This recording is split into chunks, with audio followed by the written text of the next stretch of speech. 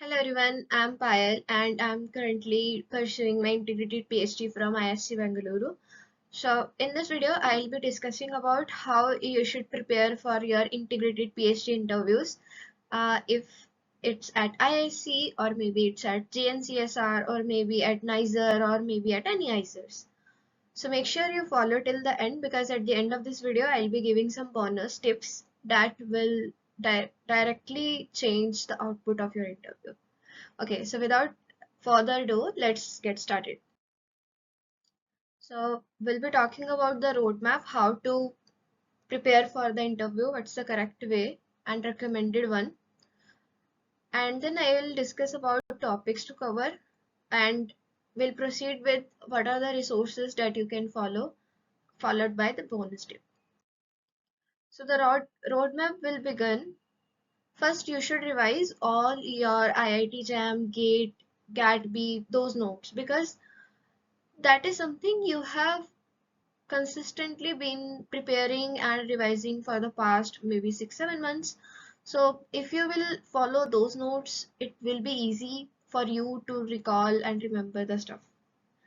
And also make sure you revise your college notes because the things which are being taught in the college are quite different from which we study for the competitive exams. So you never know what's going to help you in the interview. So it's always good to revise whichever stuff you know, just revise that and do not spend like lots of time on these things, but maybe 2-3 days for revising your notes.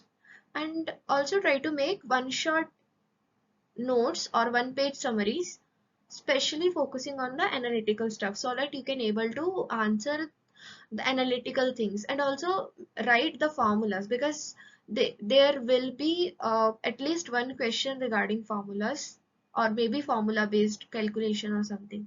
So like Michaelis-Menten thing, all these things should be a bit clear if you are going to say that biochemistry is your favorite thing.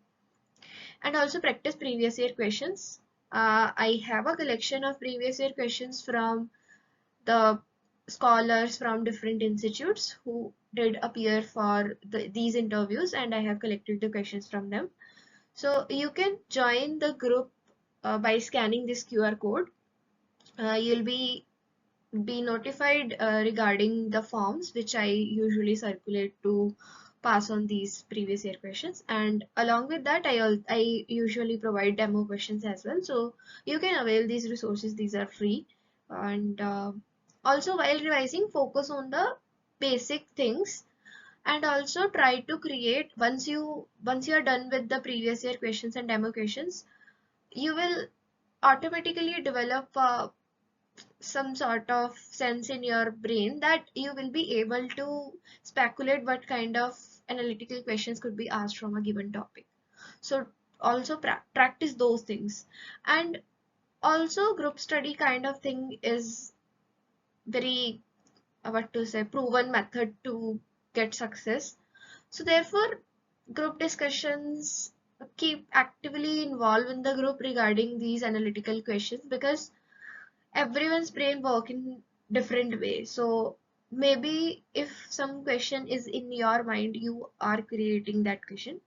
Maybe someone else might have created more questions. So in this sense, you will be able to practice more analytical questions. Therefore, it's always good to involve in healthy group discussions.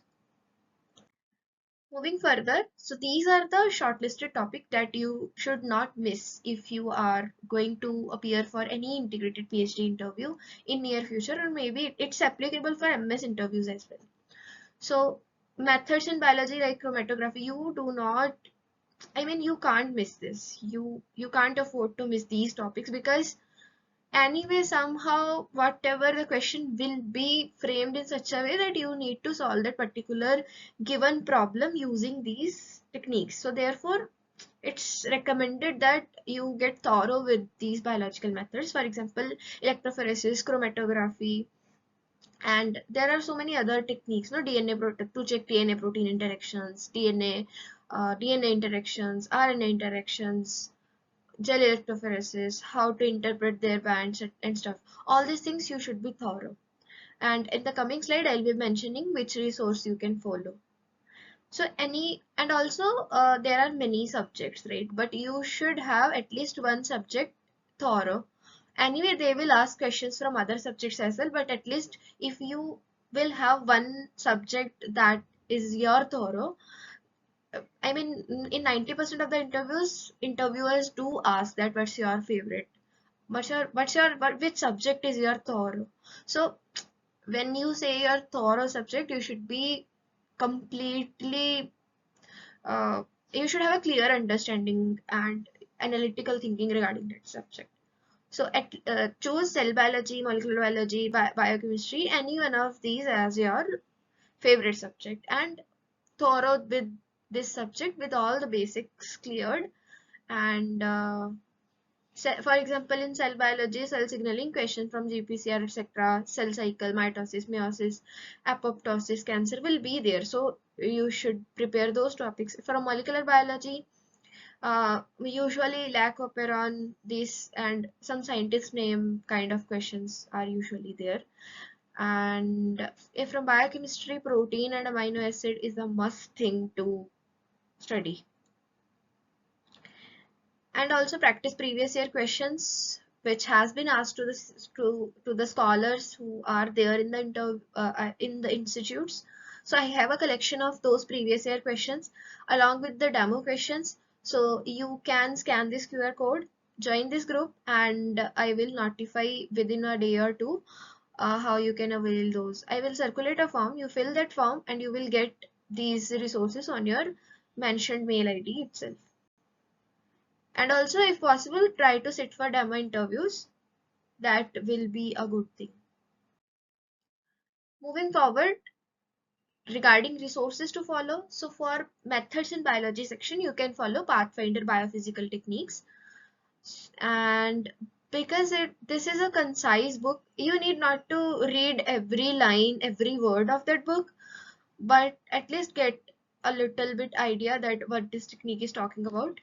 And you just need to know that there is a technique and where you can use it, how it works. That's it. You need not to read the whole stuff. No, you just know that there is a technique named EMSA, and where it is used to, let's say, to check the DNA protein interaction. How you will use, what is its principle, all these things you have to be thorough, because at most they can ask the principle, not more than that, because they are going to give you a problem and you have to think of a method to solve that problem.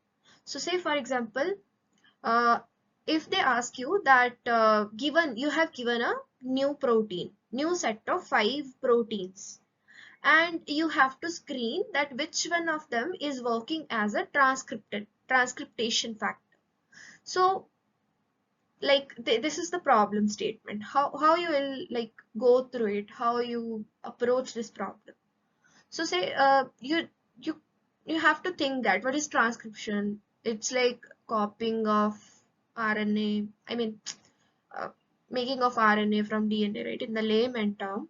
So for that, the protein should bind to the DNA, right? So if the protein has to bind to DNA, it means it should have some DNA binding site, right? So it means you have to check if the protein is binding to DNA or not. If a protein is binding to DNA, it it I mean it opens a door that this protein might be a transcription factor. So you can use EMSA, and there are further things that you can use.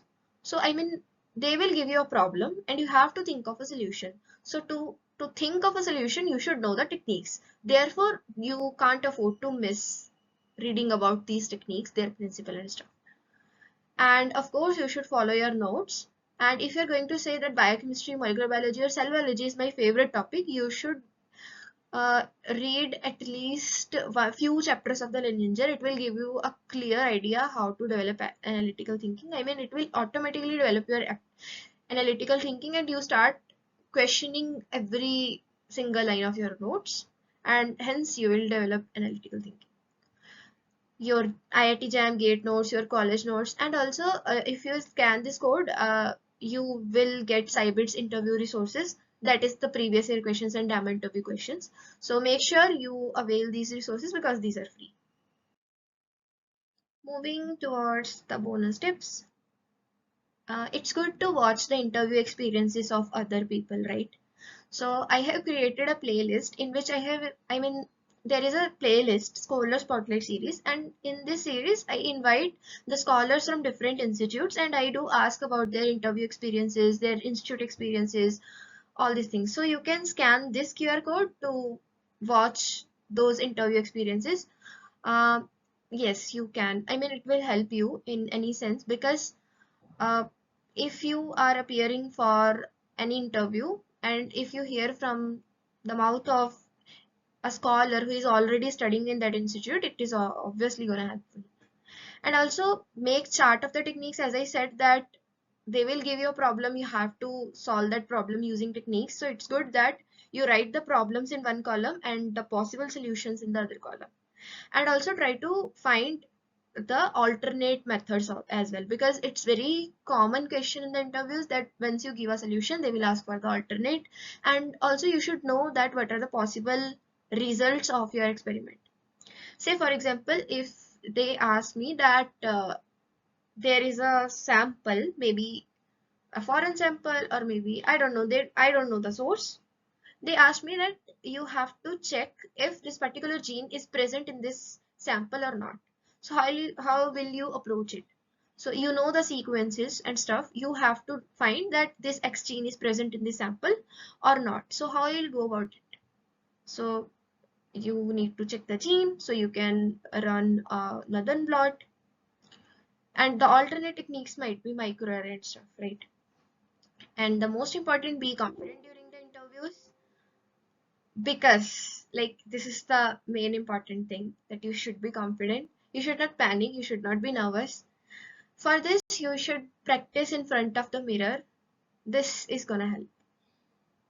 That's all for this video.